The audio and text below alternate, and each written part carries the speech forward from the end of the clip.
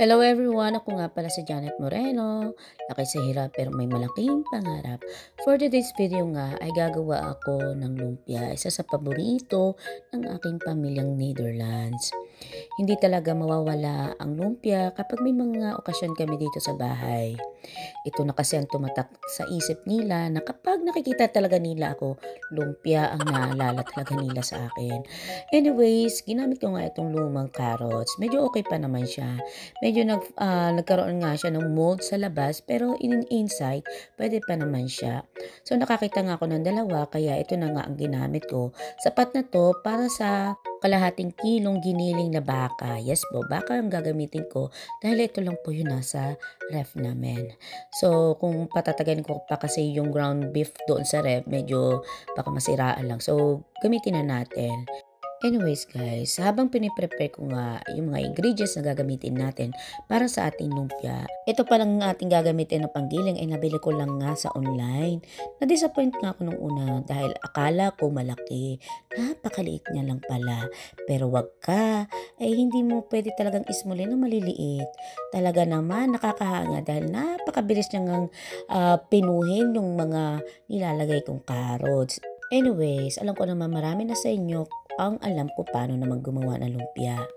Ang reason naman din kung bakit ko ginawa ang video ito, para na rin magkaroon tayo ng kwentuhan. Anyways guys, alam nyo ba na mga Netherlands, lalo na mga biyanan, ay napakababait. Alam nyo ba nung una, isa talaga sa kinatatakutan ko once na mag-asawa ko ay ang pagkakaroon niya ng biyanan.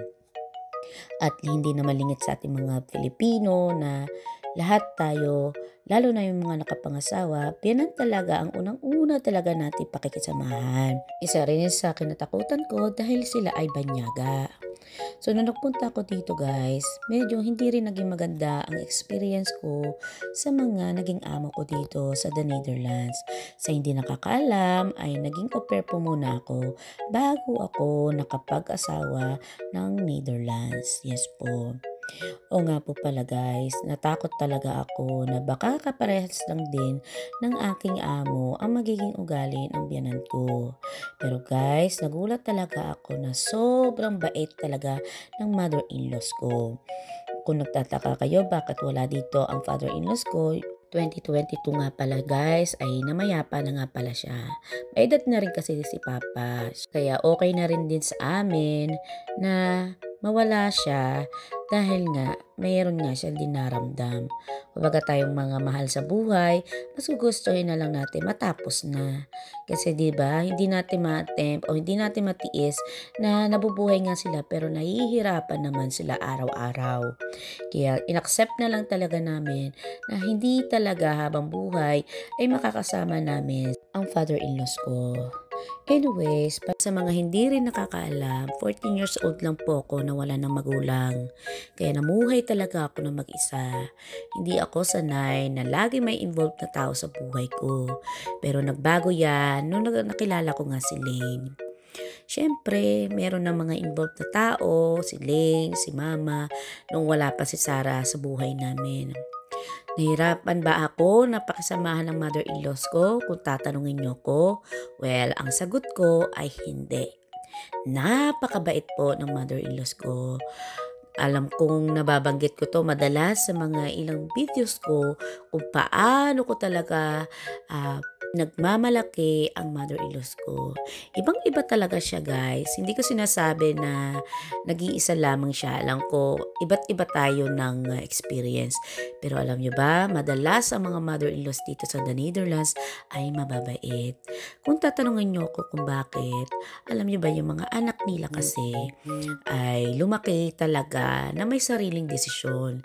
Meaning, nagkokonsulta sila sa mga parents nila pero at the end of the day, sila pa rin yung masusunod dahil buhay nila yan. Totoo guys, kapag tumungtong sila sa legal na age, alam na nila kung paano magdesisyon sa buhay. At kung mag-aasawa man sila o mag-girlfriend, hindi pwedeng tutulan ng mga magulang. Hindi kasi yan uso dito guys. Unlike sa Philippines at sa ibang bansa, talagang harang minsan ang mga magulang. Dito guys, hindi nila pwedeng pakailaman ang mga desisyon na personal decision ng mga anak nila. Kaya yung mga Filipina na merong boyfriend na Netherlands, kung iniisip ninyo ay yung mga biyanan ninyo dito, well, hindi nyo dapat katakutan talaga sila. I'm very sure 90% madalas ay mababait ang mga Netherlands. Siyempre, yung natitirang porsyento, which is 10%, sabi ko nga kanina, hindi naman lahat pare-parehas. Siyempre, 10%, yung mga hindi talaga nakakasundo, pero madalas talaga ay mababait sila. Talagang welcome na welcome ka sa buhay nila at yayakapin kang buong buo kahit ibang lahi ka pa. Lalo na kapag matatanda na yung mga in-laws ninyo, gustong-gusto nila guys ang mga apo. Willing na willing talaga silang alagaan ang mga apo ng kanilang anak. Kasi madalas dito guys, ang mga magulang ay nagtatrabaho at nagba-volunteer guys ang mga biyanan o oma-opa na alagaan ang mga apo kesa ipadala nga sa daycare. So, napaka-common nga nun dito guys. Kasi nga, kahit 1-year-old pa lang ay nilalagay na nga sa toddler o tinatawag na group. Depende kung anong group ang inyong anak. Kung ito ay magbabase sa edad. So, yun na nga guys. At pauwi na nga ako ng mga oras na yan. At medyo disappointed nga ako dahil wala nga lumpia wrapper sa Jumbo. So, kailangan ko pa nga pumunta sa city para lang makabili ng lumpia wrapper. Medyo may kalayuan nga ito. At medyo hindi nga maganda ang panahon. But I hope hindi nga umulan kahit makulimlim. So, nandito na nga ako guys at tagbike nga lang ako para mabilis na nga tayo. As you can see guys, yung mga ilang store ay sarado. Ngayon kasi ay second pasen. O sa atin, pangalawang Easter Day. Yun po yun dito. Uso pa po yun dito guys. Kapag first and second guys ay wala nga talagang pasok yung mga ilang establishmento at saka yung mga ibang empleyado. By the way guys, nandito nga pala ako sa Wibra. Ito pala ay bagong parang kaparehas din siya ng Action guys. Iba't iba rin yung tinitinda nila. May mga gamit sa bahay, damit, tsaka mga ilang pang high-kins na nabibili rin natin sa mga ilang supermarket. Hindi nga lang ganun kakumpleto kagaya ng sa Action. Kaya naglibot-libot lang din naman ako at tinignan ko lang din naman kung ano yung pwede ko mabili. So after ko nga guys na mabili na yung mga kailangan ko, umuwi na rin ako. Ang kagandahan nga ay nagpakita nga ang ating haring araw at napakaganda at napakasarap nga mag-bike. So ito pala yung daan papunta sa ating bahay. As you can see guys, may makikita kayong red path, meaning yan po ay para sa bike. Diyan ka lang pwede mag-bike. Hindi ka pwede mag-bike sa center o sa gitna ng kalsada kasi yan po ay authority para sa mga sasakyan lamang. Pero guys, itong red path na to ay part pa rin ng daan ng mga sasakyan. Depende kung walang nagbabike, pwede nila sakupin. Pero kung may nagbabike, kailangan nila mag-give way sa red path na yan dahil yan ay para talaga sa mga bikers. Napaka-safe, 'di ba? So basta tatandaan mo lang kung saan ang left at right. Itong path na dinadaanan ko ay ito ay right. So kung ikaw ay papunta pa lang, dapat tuon ka sa left, no? So kailangan talaga ay tama rin yung daan mo. Kung hindi, magkakasalubong kayo ng sasakyan o magkakasalubong din kayo ng mga ilang bikers. At yan ang pagsisimula ng hindi magandang pagkakaintindihan. So, yan guys, ay tatawid na nga pala tayo. As you can see guys, kapag tatawid po kayo, kailangan ninyong mag-sign. Gagamitin nyo talaga ang isang kamay ninyo kung saang direksyon kayo pupunta, lalo na kung liliko kayo.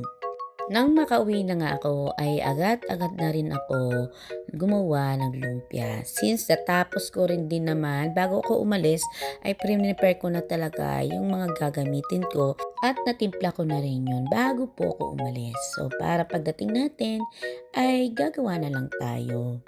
So ayan guys, ako tinatansya ko lang naman siya. Hindi, sobrang tagal ko nang gumagawa ng lumpia simula nga nung tumira ako sa bahay nila ay na-master ko na nga ang mga paggawa ng lumpia. Sobrang sisiw na nga lang ito sa akin. Kaya nga guys, kapag dumadayo ang mga kapatid talaga ni Lane at yung mga pamangkin niya, hindi talaga pwedeng wala akong stock na lumpia. Dahil talaga madalas hinahanap talaga nila yan. Kaya minsan kapag pumupunta sila dito, nagtatanong talaga sila kung may lumpia ba ako. Ganun talaga sila, sobrang ka-addict talaga sa lumpia guys. Sobrang gustong gusto nila ang lumpiang Filipino. May lumpia naman ang nagtitinda dito guys. Yan ay ang Vietnamese. Pero hindi talaga nila type yung Vietnamese lumpia. Mas nagustuhan talaga nila ang lumpiang Pinoy. Kahit nga yung ginagawa ko lang toge ay gustong gusto rin nila. Isa rin yung sa paborito ko ang lumpiang toge.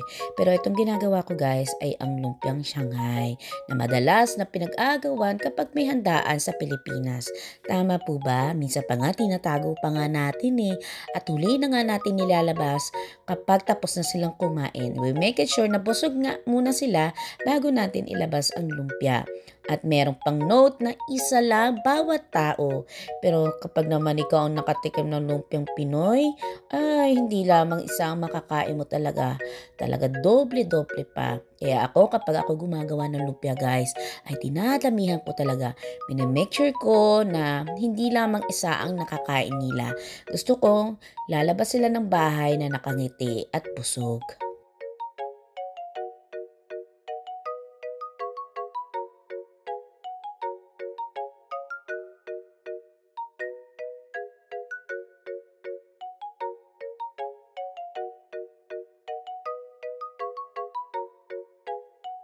At natapos na nga po pala ako at nakagawa nga po pala tayo ng 30 pieces na lumpia.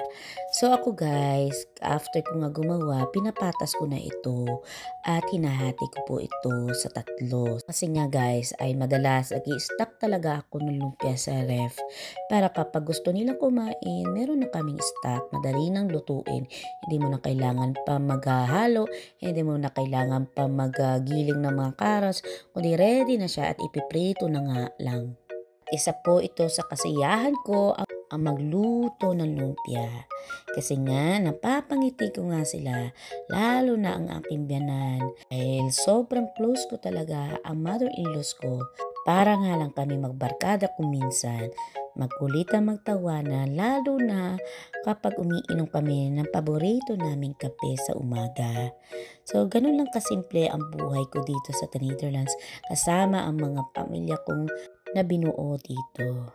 At yun lamang guys at maraming salamat sa inyong pakikinig. I hope guys huwag kayo manawa na suportahan ang ating video. So yun lamang po and God bless us all. Bye bye!